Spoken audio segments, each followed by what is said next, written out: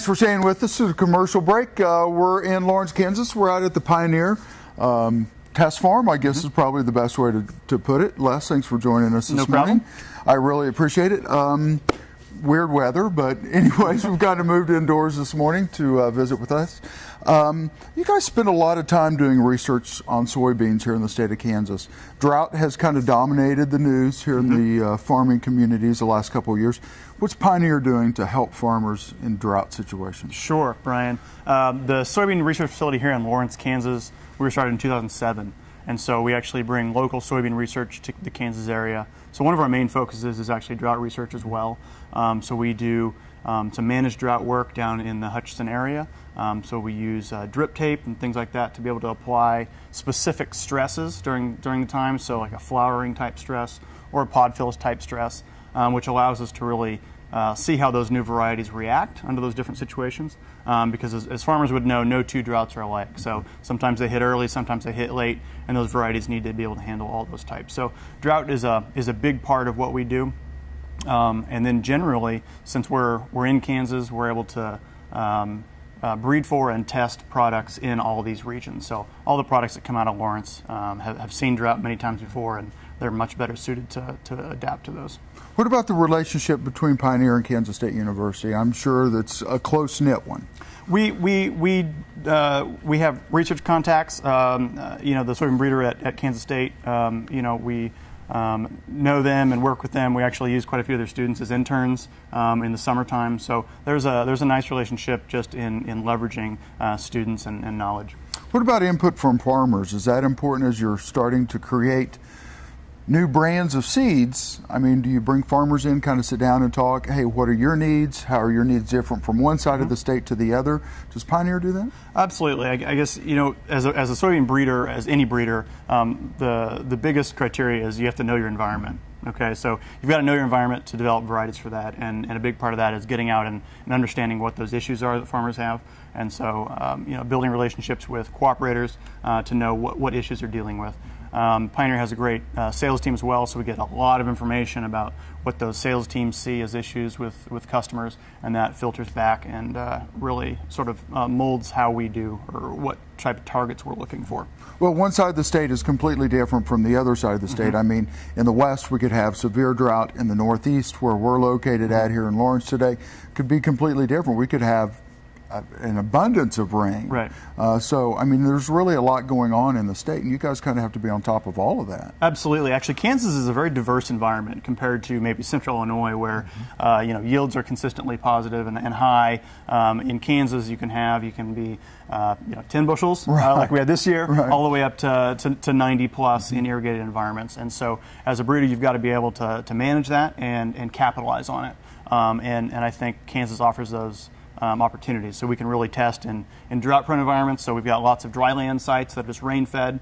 We really can test that stress. And then we've got our irrigated, excellent environments where we can always push the limits on yield on the upper end. And that interplay is really a key in success. Well, we're going to take a quick break, and when we come back, we're going to talk about Roundup Ready and maybe some exciting news in that side of things. You're watching Ag AM in Kansas, and we'll see you in just a minute.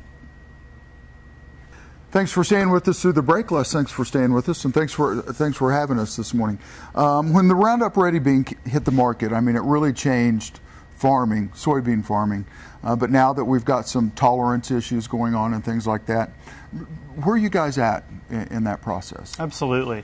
You're exactly right. When Roundup Ready soybeans hit the market in the late 90s, that really changed the way farmers actually manage soybeans. It really meant big changes. Weed control was no longer the primary issue because we can handle that through glyphosate applications.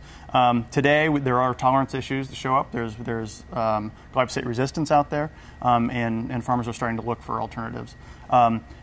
We do have exciting news from Pioneer that Pioneer has a new licensing agreement with Monsanto regarding Roundup Ready 2 and the Extend technology, which would be dicamba tolerance. We also have licenses with Dow for the Enlist technology, which would be 2,4-D tolerance. So what it really means to farmers is not necessarily the specific technologies, but it means options. So as these issues become more prevalent in farmers' fields, there are going to be options that Pioneer is able to deliver to farmers for different chemistries to control those weeds again. So what we'd like to do is return to just the simple management of weeds that are very effective. And so really it's all about the options that farmers are able to have. Well, when every drop of water counts, managing weeds is extremely important. Mm-hmm.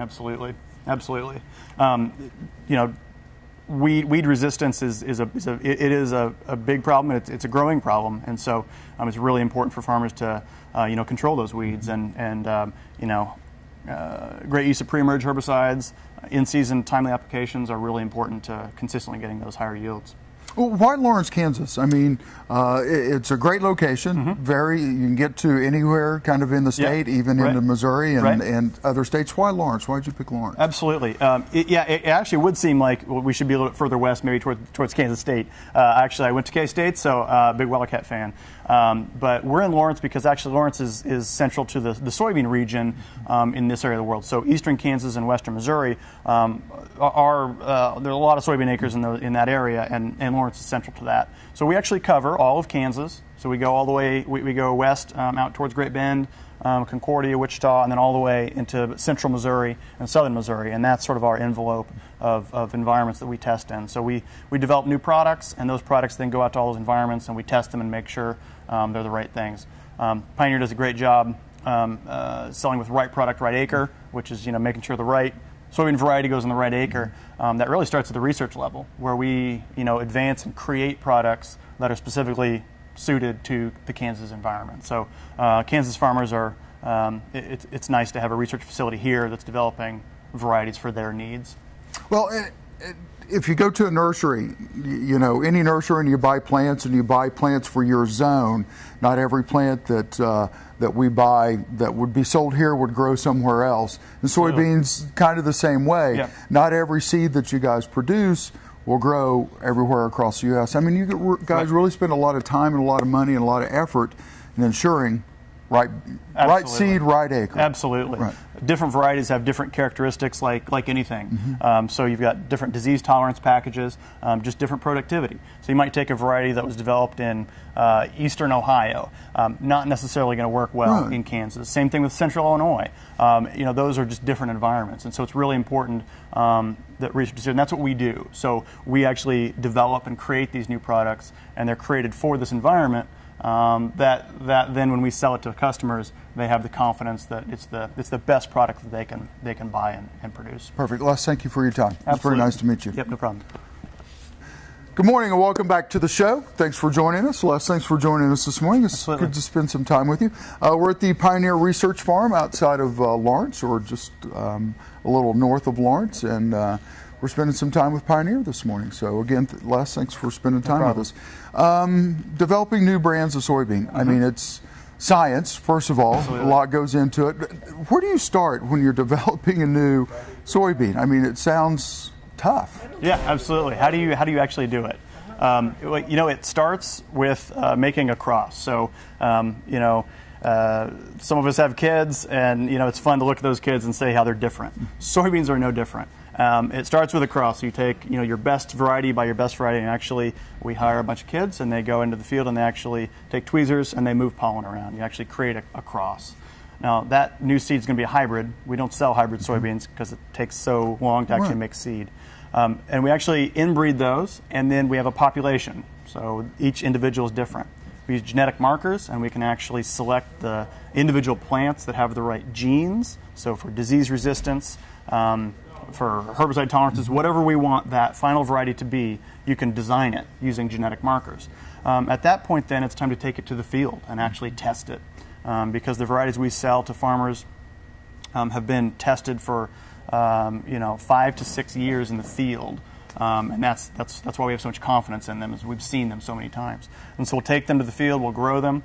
Here in Lawrence, we've got irrigated dryland locations that we can really throw a lot at them. And you start with a very big pile of different varieties, many tens of thousands of different varieties we create every year. And then you just start winnowing down the pile. And so every year you throw away the ones that are weak and you keep the ones that are strong. And those go out to larger and larger acres. So we'll move them to north central Kansas, down near Wichita. We'll go into Missouri, central Missouri, and we'll give them a diverse set of environments to perform at. And you're only keeping the ones that do well at each of those environments. So then once we get to advanced testing, we'll send our very best 5 or 10 to impact trials, which are going to be on farmers' fields. And those are going to be 80 foot long, 8 rows wide. Farmers get to, or impact teams plant those on farmers' fields. You might have 100 different locations of those. And that data is really what we show farmers to say, look, this is the best variety you can plant. And that's sort of start to finish of how it works. Well, we're kind of short on time in the first segment, but how do you stay ahead of things? I mean, did you know 3 years or 5 years ago that we were going to be in a drought situation, or did you know 7 years that we were going to have Roundup tolerance? I mean, there's a lot of variances. How do you stay ahead of the game? That's a great question. As a breeder, you've got to be looking out 7 to 10 years, because the crosses I make today are going to be products in 7 years. And so you have to sort of project, what are we going to need in 7 years, because that's what I need to be doing today. So it's a long-term process, and it is hard to stay ahead of the curve on that. Well, we're going to take a quick break. When we come back, we're going to kind of finish up with Les and kind of learn more about being a seed breeder. You're watching Ag Game in Kansas, and we'll see you in just a minute. Thanks for staying with us. Les, thank you for staying with us this morning. R&D is a big, I would imagine, a big portion of what Pioneer does. Have there been traits that you guys really started working on because you saw something happening down the line and then all of a sudden it didn't become an issue? Sure. I would say one example would be rust. So rust was a big scare back in the early 2000s. We were fearful that rust was going to sort of sweep through the soybean regions and just decimate crops like it does in South America.